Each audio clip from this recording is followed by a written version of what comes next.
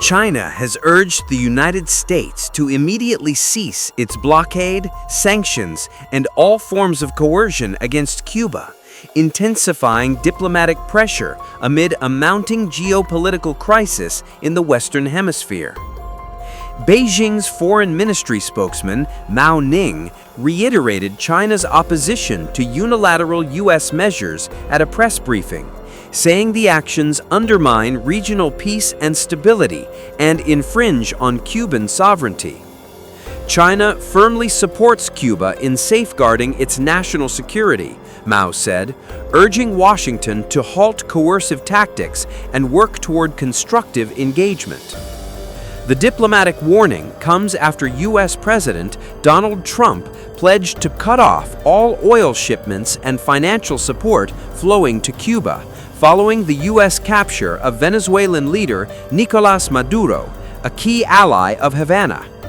Trump has publicly told Cuba to make a deal or face deeper isolation, asserting that decades of Cuban reliance on subsidized Venezuelan oil have ended.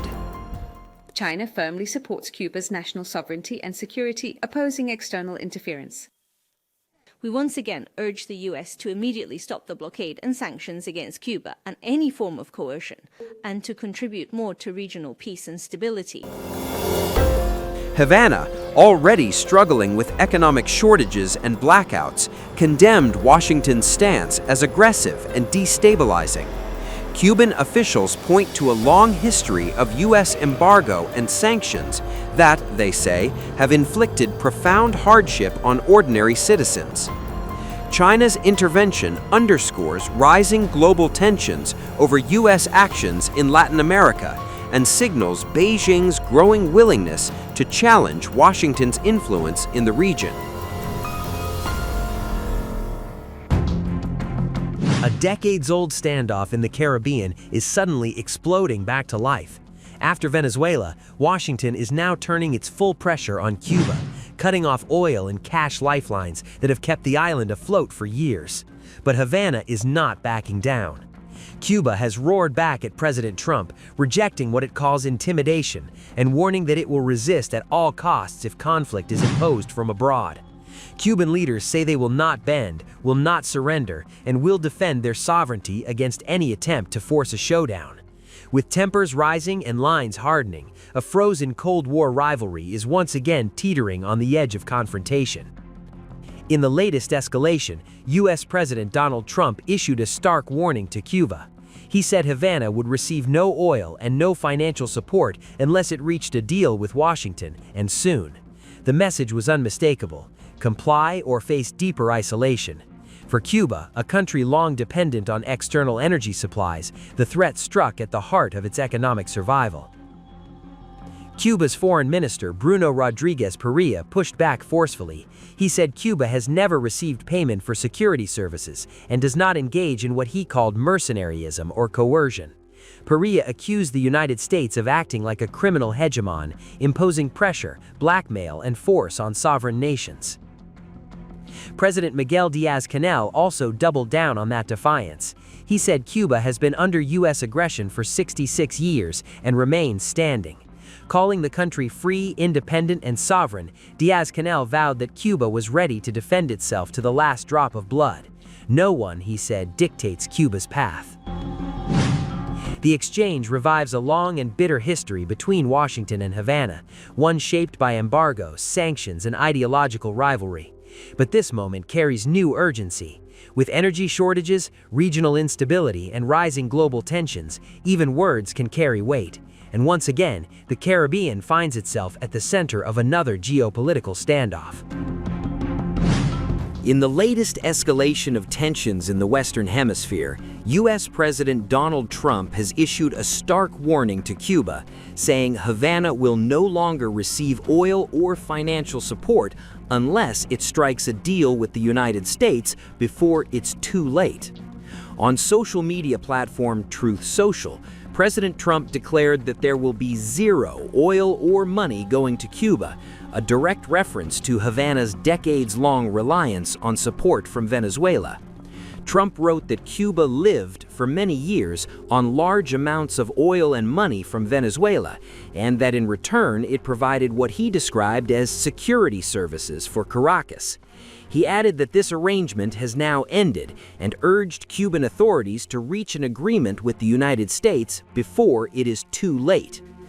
The warning arrives in the wake of an unprecedented U.S. military operation in Venezuela, in which Americans captured President Nicolás Maduro and his wife.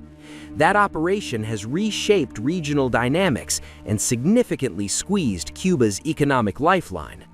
Cuba's economy has been heavily dependent on subsidized Venezuelan oil for years, especially as part of bilateral agreements dating back to the era of Hugo Chavez. With that support now effectively cut off, analysts warn Havana could face intensified economic strain. In addition to the oil and financial ultimatum, President Trump also reshared a social media post joking that U.S. Secretary of State Marco Rubio could one day be president of Cuba, adding, "Sounds good to me."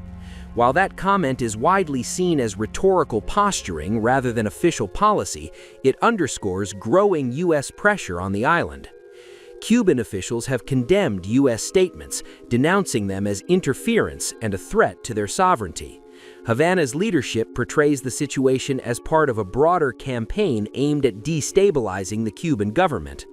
This development marks one of the most serious diplomatic confrontations between Washington and Havana in decades and could result in toppling of yet another Latin American government. Well, Cuba's in bad shape. Cuba relied on Venezuela for oil and for money, and nobody really knows what's going to happen with Cuba. They're doing very poorly. They're really third world all the way, and we have a lot of great Cuban Americans.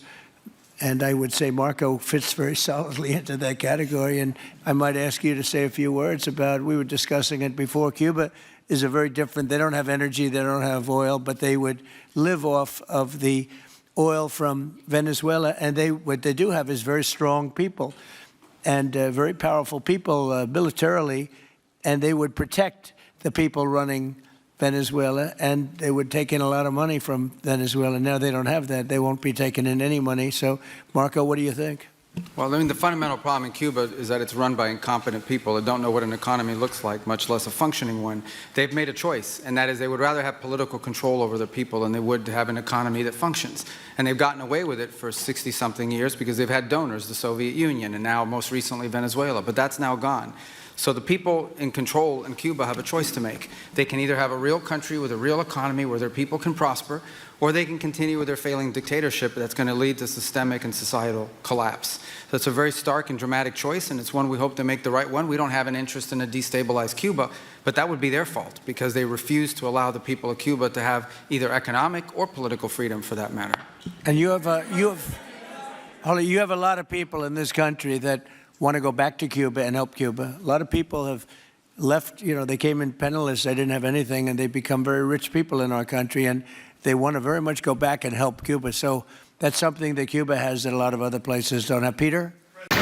Several oil tankers that quietly departed Venezuela earlier this month with their tracking systems switched off have now returned to the country's waters, according to state oil company PDVSA and vessel monitoring services. At least 4 of the ships, most of them carrying crude, had left Venezuelan ports in early January operating in so-called dark mode, a tactic used to avoid detection amid a strict maritime blockade imposed by the United States. Their return highlights the growing strain on Venezuela's oil exports under the embargo, which has sharply reduced shipments to minimal levels. Monitoring data showed that a flotilla of around a dozen crude-laden tankers, along with at least 3 empty vessels, sailed out of Venezuelan waters last month in what appeared to be an open challenge to the U.S. restrictions introduced in mid-December by President Donald Trump. Those measures intensified pressure on Caracas and disrupted shipping routes, forcing many vessels to turn off their transponders to evade interception. However, the effort met mixed results, with several ships either stopped or compelled to reverse course. One of the most significant incidents involved the Panama-flagged supertanker M. Sofia, which was intercepted and seized by U.S. authorities this week while attempting to return to Venezuela. Another vessel, the Aframax tanker Olina, sailing under the flag of Sao Tome and Principe, was also intercepted, but later released and allowed to head back to Venezuelan waters, according to PDVSA. U.S. officials had earlier confirmed that Olina, previously known as Minerva M, would be freed. Satellite imagery reviewed by tankertrackers.com later confirmed that 3 additional tankers from the same group, the Panama-flagged Merope, Cook Islands-flagged Min Heng, and Panama-flagged Thalia 3, were spotted back in Venezuelan waters late Friday. The monitoring service said all the vessels identified as having departed earlier were operating under U.S. sanctions at the time. A separate group of sanctioned ships was also observed leaving Venezuelan ports empty after completing domestic transport or unloading imported cargo. These maritime movements come as Venezuela remains under strict U.S. supervision following the capture and extraction of President Nicolás Maduro last week. U.S. authorities indicated that the next phase could involve a return to structured oil exports as part of a proposed $2 billion crude supply agreement currently being negotiated between Caracas and Washington. President Trump told senior oil executives on Friday that discussions on the supply arrangement had advanced. Meanwhile, major trading firms, Vittle and Trafigura, have received the first U.S. licenses allowing them to negotiate and transport Venezuelan crude, sources said. Supplies of naphtha to the OPEC member are also expected. Images additionally showed the tanker Nord Star refueling at Venezuela's Bajo Grande port earlier this month, underscoring continued logistical activity even as sanctions enforcement tightens. They were trying to be there. I mean, you know, we had a Russia, I guess sort of I call it a semi-Russian ship yesterday that we took over, and Russia decided not to defend that ship against us. It's a big movement. The ship was loaded up with oil, and we took the oil, and it came out of that port. But Russia would be there or China would be there. How does the administration plan to distribute the money from the Venezuela oil sales? Is it, obviously you say it's going to go into these controlled accounts. Yeah. Would it go back to Venezuela in a direct payment? Is it going through these goods? How do you plan to do that? Well, we want to make sure that Venezuela can survive. You know, Venezuela needs money, and we're going to make sure that they get money, and we're going to get money, and the oil companies are going to make something for the work they do, and they're going to get back their money. We're devising a formula, but it won't be so much of a formula. It's going to be what they need. We're going to take care of what they need. There'll be plenty left over. We're going to have a lot of money left over. And the money left over is going to the United States of America, and the oil companies are going to be very happy. Yeah, please. Thank you, Mr. My second question is, would the administration offer a backstop to these oil companies for like financial guarantees, some sort of backstop, if the country did destabilize again? That's a very interesting question. Using the word backstop, I haven't heard that word in a long time. That was at the Wharton School of Finance I last heard. That's a good term. We ought to use it more often. I hope I don't have to give a backstop. I'm just, look, these are very smart people, the smartest people. They're not only in oil and business. These are the biggest companies in the world sitting around this table. They know the risks. I mean, there are risks. We're going to help them out. We're going to make it real easy. They're going to be there for a long time. We're going to be there together for a long, long time. And they're going to be taking the oil, and they're going to be bringing oil prices down. They're going to make a lot of money. They're going to get their money back. They're going to be safe. The people of Venezuela are going to be big beneficiaries, and the United States of America is going to be a big beneficiary for what we've done. And you know, one other thing I might say, it's also very big for national security because, again, just like Greenland, we can't have China or Russia occupy Greenland. We can't have China or Russia occupy Venezuela. And if we didn't do what we did, China or Russia would have been in Venezuela. I think I can, where's Mr. Chevron? So let me ask you, they would have been there if we didn't do this. Do you agree with that? They certainly have a lot of economic interests in country. There's absolutely no argument about that. They were trying to be there. I mean, you know, we had a Russia, I guess sort of I call it a semi-Russian ship yesterday that we took over, and Russia decided not to defend that ship against us. It's a big movement. The ship was loaded up with oil, and we took the oil, and it came out of that port. But Russia would be there or China would be there. And we want them to be there for a different reason. We want them, do you people agree? In particular, China, they need a lot of oil. Russia doesn't need so much, but Russia was there anyway. But I assume you agree that China would like to be doing a lot of business there by buying oil. And I want to just tell President Xi and President Putin, but more so in this case, President Xi, because they do need a lot of oil. And we are open for business in the United States, and we are open for business in Venezuela.